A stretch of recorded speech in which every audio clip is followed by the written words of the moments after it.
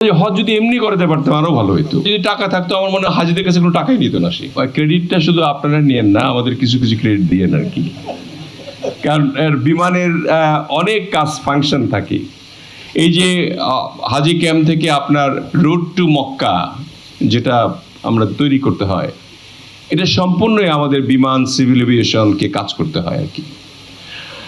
এরপরে আমরা মানে এই হজ নিয়ে, যেহেতু কাকিবদ ভাই হজ নিয়ে সাংঘাতিক সিরিয়াস, এই ধর্ম মন্ত্রণালয় আপনারা লাকি যে এরকম একটা মন্ত্রী পেয়েছেন, মানে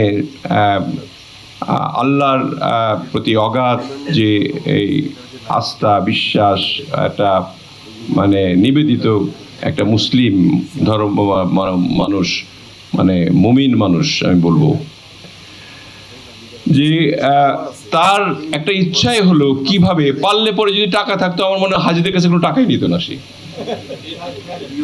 এরকম মানে মাঝে মাঝে আমার সঙ্গে কথা হয়তো যে বলে যে হজ যদি এমনি করতে পারতাম আরো ভালো হইতো। এবং এটা প্রধানমন্ত্রীর মধ্যেও আছে, বাট এটা সম্ভব না। অনেক আমরা চেষ্টা করব আস্তে আস্তে কমিয়ে আনার জন্য, একটা হাজিদের একটা স্বস্তির দেওয়ার জন্য। আগে তো হজ করতে গিয়ে মানুষ, আপনারা জানেন এটা, যে মানে আমার নানা যখন হজ করেছে শুনেছি আমি 6 মাস পরে তিনি ব্যাক করেছেন। মানে হজ করতে গেলে 6 মাসের জন্য গেছেন, তারপরে বিদায় টেদায় নিয়ে যেতেন আর কি, যে আমি এসে বাঁচবো না মরবো, আমি ফিরতে পারবো কিনা। যাই হোক, আল্লাহ তাআলার অশেষ রহমতে আমাদের তো এখন অনেক ফ্যাসিলিটি বেড়ে গেছে।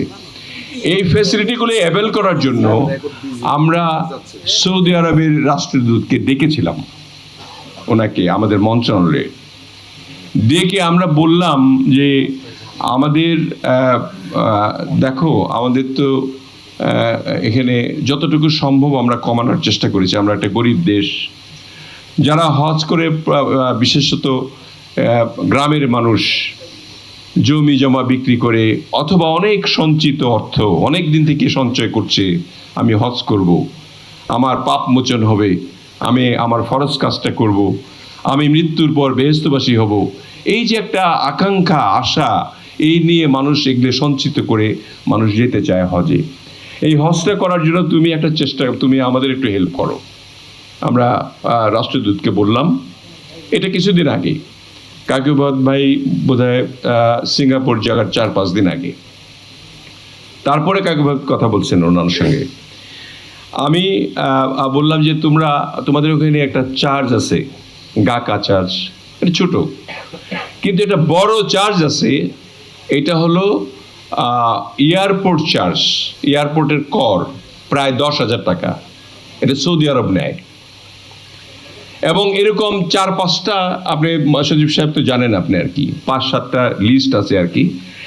এর মধ্যে সবগুলি কমাইলে আমরা আরো 10-11 হাজার টাকা কমাইতে পারি। তো তাকে রিকোয়েস্ট করলাম, সে বলল যে আমাদের একটা টিম আসতেছে সেপ্টেম্বরে।